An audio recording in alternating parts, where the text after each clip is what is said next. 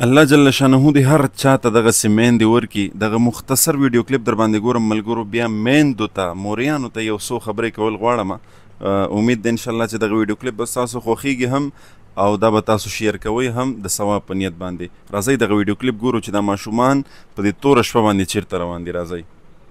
अरे बेटा रुको, कहाँ लोग नमाज पढ़ने? नमाज पढ़ने जा रहे। किस टाइम की नमाज?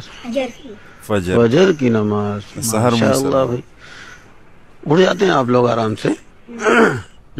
जी। कौन उठाता है आप लोग को? हमारी मम्मी। आपकी अम्मी? मोहरे आपका घर पास किधर है? इधर। और मस्जिद? कोरे इस सुमरा तरफ। ले तो रहे। घर से तो मस्जिद काफी दूर है, डर नहीं लगता आप लोग को? क्यों? क्योंकि हम लोग दुआ से निकलते हैं। हाँ, दुआ पढ़ के आओ? दुआ पढ़ के। अम्मी सलाम करके निकलते हो। कौन सी दुआ है?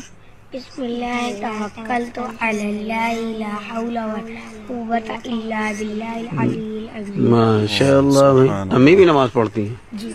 हैं? जी। रोजाना आप लोग जाते हैं फजर की नमाज पढ़ने? और पांचों टाइम की पढ़ते हैं? जी। माशाअल्लाह भाई, बहुत खुशी की बात है। अल्लाह हर बच्चे की माँ को ऐसा बनाए, इन बच्चों को नेक साले बनाए। امين امين امين. ملګرو تاسو وکتل خو سم زه لږ پښتو کې هم د دې د خلاصه تاسو ته بیانوم. دا دوه ماشومان دي سحر وختي د سحر جمع ته روان دي. ځان سره سوچ کوئ چې مونږ په دې معامله کې څه کوو. نو یو کس ورسره میلاو شو، وایي تاسو چېرته روان یې؟ وایي سهار. وایي ډېر ناوخته، وایي ډېر وختي نه دی، ډېر تیاره نه ده. وایي بس مور راپاڅولو. وایي تاسو چې کور نه راوځئ نو کور هم ډېر لرې دی د مسجد نه، یریږئ نه؟ وایي نه، چې کور نه مونږ راوځو وایي مونږ دا دعا وایو د کور نه د وتلو وخت کې چې کومه دعا ده، بسم الله توکلت علی الله لا حول ولا قوة الا بالله. دا اوس دي د پنځو د شپږو کالو ماشومان دي ته دا سوچ، دا نظریه او دا ایمان چا جوړ کو؟ دا یوې مور جوړ کو.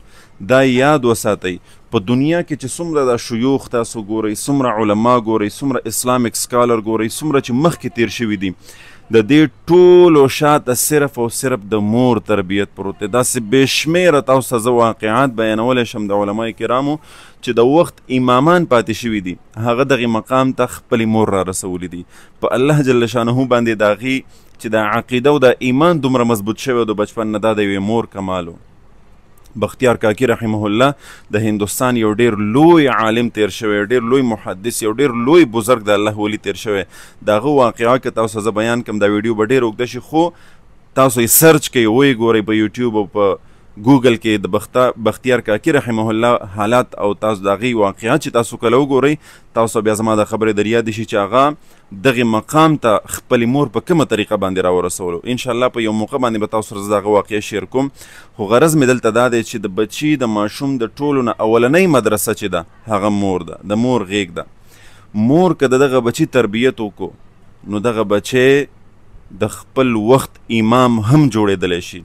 او که یوې مور خپل بچی پرېښودو چې پرېږده چې خوب وکړي، دا خو لا ماشوم دی او په ده خو لا فرض نه دی، او دا قصې ورته وکړي، نو هغه بیا د زمانې د ټولو نه غټ لوفر او د ټولو نه لوی فاسق او فاجر هم جوړېدلی شي. د یوې مور په لاس کې دي چې هغه د خپل بچي نه څه جوړوي. د پلار کار دغومره دی چې هغه مزدوري وکړي، کار وکړي، ډیوټي وکړي، نوکري وکړي، مسافري وکړي. نور ټول سیسټم چې دی د مور په لاس کې دی. نن که بچی وران دی، دا د مور د لاسه وران دی. نن که بچی سم دی او په صراط مستقیم باندې روان دی او نیک عملونه کوي، دیندار دی، نو دا هم د یوې مور کردار دی. د یوې مور د لاسه دغه بچی دغې مقام ته رسېدلی دی. نو د دې ماشومانو دا کلیپ چې ما وکتلو، زه ډېر زیات دې حیران کړم چې په دې عمر کې د دې دومره عقیده او دومره ایمان جوړ دی چې مونږ نه یریږو، مونږ سهار وختي مونځ ته ځو، مونږ چې کور نه راوځو نو دا دعا وایو.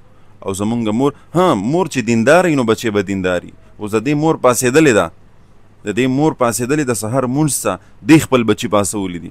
الله دې نه کړي که د یو چا مور په خپله په داسې حالت کې چې هغه 10 بجې او 11 بجې او 9 بجې ناشتې ته راپاسي، نو هغه به د بچو څه تربیت وکړي.